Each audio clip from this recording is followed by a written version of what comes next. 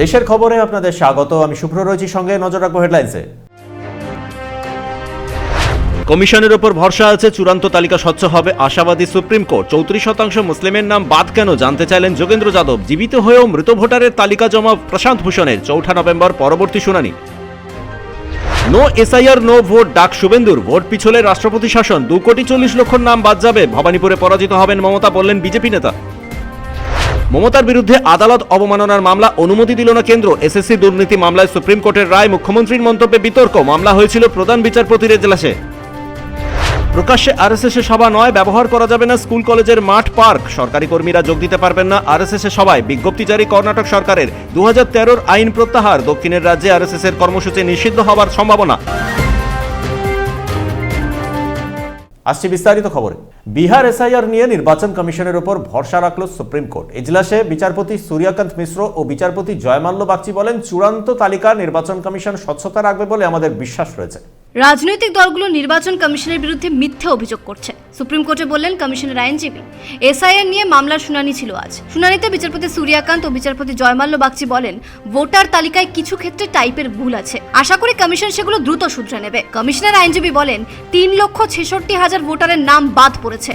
এখনো নাম অন্তর্ভুক্তির জন্য নতুন করে কোনো আবেদন জমা পড়েনি। কমিশনের এই দাবির বিরোধিতা করেন আইনজীবী প্রশান্ত ভূষণ। সমাজকর্মী যোগেন্দ্র যাদব বলেন, যখন 65 লক্ষ মানুষের নাম বাদ পড়েছিল তখন তার মধ্যে 25% ছিলেন মুসলিম, আর এখন 3,66,000 নাম বাদ পড়েছে, তার মধ্যে 34% মুসলিম। 4 নভেম্বর এই মামলার পরবর্তী শুনানি রয়েছে। 6 নভেম্বর বিহারে প্রথম দফা নির্বাচন রয়েছে। তার আগে এসআইআর নিয়ে শুনানি রয়েছে সুপ্রিম কোর্টে। দুই বিচারপতি এজলাসে বলেন, আমাদের পূর্ণ আস্থা রয়েছে নির্বাচন কমিশনের উপর। আশা করি তারা তাদের দায়িত্ব পালন করবে, নির্বাচন সুষ্ঠুভাবে সম্পন্ন হবে। আইনজীবী প্রশান্ত ভূষণ বলেন, নির্বাচন কমিশন এখনো জানায়নি কত ভোটারের নাম সঠিকভাবে বাদ পড়েছে, অথচ প্রথম দফা নির্বাচনের জন্য 17 অক্টোবর তালিকা ফ্রিজ করা হবে। তারপর আর কোনো নতুন নাম অন্তর্ভুক্ত করা হবে না। আর দ্বিতীয় দফা নির্বাচনের জন্য এই সময়সীমা ধরা হয়েছে 20 অক্টোবর। সুপ্রিম কোর্ট জানায়, নির্বাচন কমিশন তালিকা প্রকাশের কাজ শুরু করেছে। দেখাই যাক তারা কি প্রকাশ করে। আশা করছি চূড়ান্ত তালিকায় আভাস পাওয়া যাবে কাদের নাম যুক্ত হয়েছে আর কাদের নাম বাদ পড়েছে। এই প্রক্রিয়ার একটা সুষ্ঠু সমাধানের প্রয়োজন। কমিশনের আইনজীবী আজ জানিয়েছেন, রাজনৈতিক দলগুলো এখনো পর্যন্ত অভিযোগ জানায়নি কাদের নাম বাদ পড়েছে তা নিয়ে। তবে আইনজীবী প্রশান্ত ভূষণ 100 জনের তালিকা জমা দেন আদালতে। তারা সবাই জীবিত থাকা সত্ত্বেও বিহারের ভোটার তালিকা থেকে বাদ পড়েছে তাদের নাম। ব্যুরো রিপোর্ট, পূবের কলম ডিজিটাল। বাংলায় এসআইআর না হলে নির্বাচন করতে দেওয়া হবে না, আর নির্বাচন যদি পিছিয়ে যায় তাহলে বাংলায় রাষ্ট্রপতি শাসন জারি হবে, উত্তরবঙ্গে বললেন শুভেন্দু অধিকারী। বিরোধী দলনেতা আজ যান নাগরাকাটায় ত্রাণ সামগ্রী বিলির জন্য। এ রাজ্যে এসআইআর লাগু না হলে নির্বাচন হবে না, আর যদি নির্বাচন পিছিয়ে যায় তাহলে রাষ্ট্রপতি শাসন জারি করা হবে, উত্তরবঙ্গে বললেন শুভেন্দু অধিকারী। তিনি বলেন, 4 মের মধ্যে ভোট প্রক্রিয়া শেষ করতে হবে। 2 তারিখ থেকে মিছিল করব, করুন মিছিল, আমরা পাল্টা মিছিল করব। No SIR no election. SIR করতে দেবেন না, ভোটার লিস্ট তৈরি হবে না। ভোটার লিস্ট তৈরি না হলে ভোট হবে না। ভোট না হলে 14 মে 2026-এর রাত্রি 12টার পরে রাষ্ট্রপতি শাসন হবে।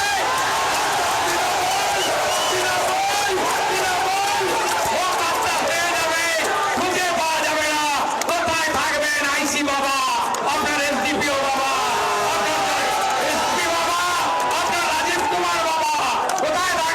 বিজেপি নেতা বলেন, এসআইআর হলো বাংলার সেমিফাইনাল, তারপর ভোট যুদ্ধ হবে ফাইনাল। শুভেন্দু বলেন, বিজেপির সঙ্গে তৃণমূল কংগ্রেসের ভোট পার্থক্য মাত্র 42 লক্ষ। এসআইআর হলে 2,40,00,000 বেআইনি ভোটারের নাম বাদ পড়বে। ভোটার তালিকায় নিবিড় সংশোধনী হলে মমতা বন্দ্যোপাধ্যায়ও পরাজিত হবেন ভবানীপুরে। উত্তরবঙ্গে বন্যার কারণে রাজনীতি শুরু হয়েছে, সব রাজনৈতিক দল আসরে নেমে পড়েছে। বিজেপি নেতা বলেন, নির্বাচনে জয়ী হবার পর চা শ্রমিকদের জন্য বিশেষ প্যাকেজ দেওয়া হবে। যদিও 2014 সালে নরেন্দ্র মোদী ক্ষমতায় আসার পর চা বাগানের শ্রমিকদের উন্নয়নের জন্য একের পর এক প্রতিশ্রুতি দিয়েছিলেন। এমনকি চা শ্রমিকদের বাড়িতে গিয়ে পাত পেড়ে খেয়েছিলেন কেন্দ্রীয় স্বরাষ্ট্রমন্ত্রী অমিত শাহ। মজুরি বৃদ্ধির ঘোষণা করা হয়েছিল, কিন্তু সেই প্রতিশ্রুতি পালন করা হয়নি। ব্যুরো রিপোর্ট, পূবের কলম ডিজিটাল। ডিজিটাল যোদ্ধা কর্মসূচি সূচনা করলেন অভিষেক বন্দ্যোপাধ্যায়। তৃণমূল কংগ্রেসের সাধারণ সম্পাদক বলেন, প্রতিটা বুথ থেকে 10 জন করে যোদ্ধাকে বেছে নেওয়া হবে, তাদের নিয়োগ করবে তৃণমূল কংগ্রেস। তথ্য প্রযুক্তিতে পারদর্শী হতে হবে তাদের, তারাই হবেন তৃণমূল কংগ্রেসের আর্মি। আমি বাংলার ডিজিটাল যোদ্ধা। বিধানসভা নির্বাচনের আগে নতুন ওয়েবসাইট চালু করলেন অভিষেক বন্দ্যোপাধ্যায়। রাজ্যের প্রত্যেকটা বুথ থেকে 10 জনকে বেছে নেওয়া হবে ডিজিটাল যোদ্ধা হিসেবে। তাদের নিয়োগ করা হবে যাদের প্রযুক্তিতে ধারণা রয়েছে।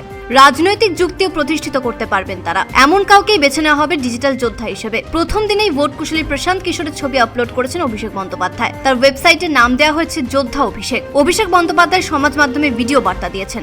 সেই ভিডিও বার্তায় তিনি বলেছেন, নানান মাধ্যমে এখন লড়াই চলছে, আমাদের লড়াই হবে ডিজিটাল দুনিয়ায়। বিরোধীরা বাংলায় কুৎসা ও অপপ্রচার চালাচ্ছে, তাদের বিরুদ্ধে আমাদের লড়াই করতে হবে। যারা যোদ্ধা হবেন তাদের আর্মি হিসেবে অভিহিত করা হবে, বললেন অভিষেক বন্দ্যোপাধ্যায়।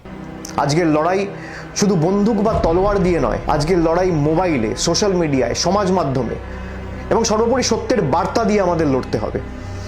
বাংলার আত্মসম্মান যারা প্রতিদিন নষ্ট করে বা আত্মসম্মানে যারা প্রতিদিন আঘাত করছে, যারা মিথ্যা ও ঘৃণার রাজনীতি ছড়াচ্ছে, সাম্প্রদায়িকতার বীজ বপন করছে, তাদের জবাব দিতে হবে তথ্য দিয়ে, পরিসংখ্যান দিয়ে, যুক্তি দিয়ে আর আত্মবিশ্বাসের সাথে বাংলার গৌরব দিয়ে। বাংলা বিরোধীরা এবং দিল্লির জমিদাররা তারা বাংলাকে শুধু অপমানিত করছে তাই নয়, দেশ তথা বিশ্ব দরবারে বাংলাকে ভুলভাবে উপস্থাপিত করছে। এই বাংলা বিরোধীরা বাংলার গৌরবকে নষ্ট করার প্রক্রিয়া চালাচ্ছে। যারা বাংলায় বসবাস করে না, বাংলা ভাষা জানে না, বাংলায় কথা বলতে জানে না, বাংলা পড়তে পারে না, যারা বাংলার হৃদস্পন্দনকে বোঝে না, তাদের বিরুদ্ধে আমাদের লড়তে হবে। এবং এই কারণেই আমি আজকে একটি বিশেষ উদ্যোগ চালু করছি, যার নাম হচ্ছে আমি বাংলার ডিজিটাল যোদ্ধা। 2026-এ বাংলায় বিধানসভা নির্বাচন রয়েছে। তার আগে প্রতিটা বুথ থেকে পেশাদার এই যোদ্ধা নিয়োগ করা হবে। এই যোদ্ধারা ভিডিও তৈরিতে পারদর্শী হবেন। রাজ্যে এবার প্রায় 1 লক্ষের কাছাকাছি বুথ রয়েছে। তৃণমূল কংগ্রেসের যে আইটি সেল রয়েছে বা আইপ্যাকের কর্মীদের উপর ভরসা করতে পারছেন না অভিষেক বন্দ্যোপাধ্যায়। বিজেপি অনেকদিন থেকেই সোশ্যাল মিডিয়ায় সক্রিয়, বামেরাও ইদানিং সক্রিয় হয়েছে সোশ্যাল মিডিয়ায়। অভিষেক বন্দ্যোপাধ্যায় মনে করছেন ডিজিটাল যোদ্ধারা তাদের সামাল দিতে পারবেন। ব্যুরো রিপোর্ট, পুবের কলম ডিজিটাল। আরএসএস এর প্রকাশ্যে কর্মসূচি নিষিদ্ধ হলো কর্ণাটকে। বিজ্ঞপ্তিতে বলা হয়েছে কোনো সরকারি কর্মী আরএসএস এর উর্দি পরে সবাই যেতে পারবেন না, তাদের বিরুদ্ধে আইনানুগ ব্যবস্থা নেওয়া হবে। স্কুল কলেজের মাঠ, পার্ক, খেলার মাঠে কোনো কর্মসূচি করতে পারবে না রাষ্ট্রীয় স্বয়ংসেবক সংঘ। স্কুল কলেজের মাঠ, পার্ক, এমনকি খেলার মাঠে কোনো কর্মসূচি করতে পারবে না আরএসএস। নির্দেশিকা জারি করে জানালো কর্ণাটক সরকার। মল্লিকার্জুন খার্গে ছেলে প্রিয়াঙ্ক খার্গে বলেছেন, রাজ্য সরকারি কর্মীরা আরএসএস এর উর্দি পরে যেতে পারবেন না অনুষ্ঠানে। কয়েকদিন আগে কর্ণাটক সরকারের কয়েকজন কর্মী আরএসএস এর অনুষ্ঠানে গিয়েছিলেন। কারা অনুষ্ঠানে যোগ দিয়েছিলেন তা চিহ্নিত করেছে রাজ্য সরকার। তাদের নোটিশ পাঠানো হচ্ছে। 2013 সালে বিজেপি যখন ক্ষমতায় ছিল কর্ণাটকে, তখন রাজ্য সরকার বিজ্ঞপ্তি জারি করে বলেছিল সরকারি কর্মীরাও আরএসএস এর সভায় যোগ দিতে পারবেন। এমনকি স্কুল কলেজে আরএসএস এর মতাদর্শ প্রচার করতে পারবেন। খেলার মাঠ ব্যবহার করা যাবে সেই নির্দেশিকাও প্রত্যাহার করল রাজ্য সরকার। প্রিয়াঙ্ক খার্গে রাজ্যের তথ্য প্রযুক্তি মন্ত্রী, তিনি বলেছেন, কারুর মতাদর্শে আমি আঘাত করতে চাই না, কিন্তু মনে রাখতে হবে আরএসএস যেভাবে সাম্প্রদায়িক সম্প্রীতি নষ্ট করার চেষ্টা করছে, স্কুল কলেজের ছাত্রছাত্রীদের মধ্যে আরএসএস এর ভাবাদর্শকে প্রবেশ করানোর চেষ্টা করছে, তা নিয়ে আমার আপত্তি রয়েছে। একজন সরকারি কর্মীর ভূমিকা যথেষ্ট। তিনি আরএসএস এর উর্দি পরে রাজ্যে সাম্প্রদায়িক সম্প্রীতি বিনষ্ট করতে পারেন না। কর্ণাটক সরকার আজ রাজ্যের বিভিন্ন বেসরকারি সংস্থাকে নোটিশ পাঠিয়েছে। সেই নোটিশে বলা হয়েছে বেসরকারি স্কুলগুলোর মাঠ ব্যবহার করতে পারবে না আরএসএস। এমনকি কোনো ব্যক্তি মালিকানাধীন সংস্থাও আর প্রকাশ্যে কোনো রাজ্য বিরোধী কাজ করতে পারবে না। ব্যুরো রিপোর্ট, পুবের কলম ডিজিটাল। মমতা বন্দ্যোপাধ্যায়ের বিরুদ্ধে আদালত অবমাননার মামলার অনুমতি দিল না কেন্দ্রীয় সরকার। অ্যাটর্নি জেনারেল বলেন, স্কুলে নিয়োগ দুর্নীতি মামলায় যারা সরাসরি জড়িয়ে নেই তাদের বিরুদ্ধে আদালত অবমাননার মামলা করা যায় না।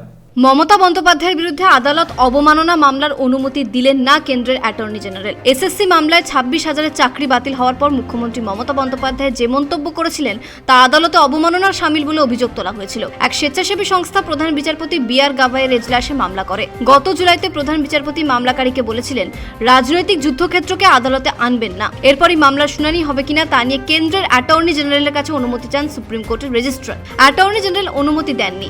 আদালতের নিয়ম অনুযায়ী কোনো নির্দিষ্ট মামলার সঙ্গে যুক্ত কারোর বিরুদ্ধে আদালত অবমাননার মামলা করলে আলাদা করে অ্যাটর্নি জেনারেলের অনুমতির প্রয়োজন হয় না সুপ্রিম কোর্টে। তবে কোনো সাংবিধানিক পদাধিকারী যদি সেই মামলার সঙ্গে জড়িয়ে না থাকেন তবে তার বিরুদ্ধে আদালত অবমাননার অভিযোগ আনলে সুপ্রিম কোর্টে অ্যাটর্নি জেনারেলের অনুমতির প্রয়োজন হয়। এক্ষেত্রে মমতা বন্দ্যোপাধ্যায় সরাসরি এসএসসি দুর্নীতি মামলায় জড়িয়ে নেই, তাই তার বিরুদ্ধে আদালত অবমাননার মামলা করার জন্য অ্যাটর্নি জেনারেলের অনুমতির প্রয়োজন নেই। ঠিক একই রকমভাবে হাইকোর্টে এ ধরনের কোনো মামলায় রাজ্যের অ্যাডভোকেট জেনারেলের অনুমতির প্রয়োজন হয়।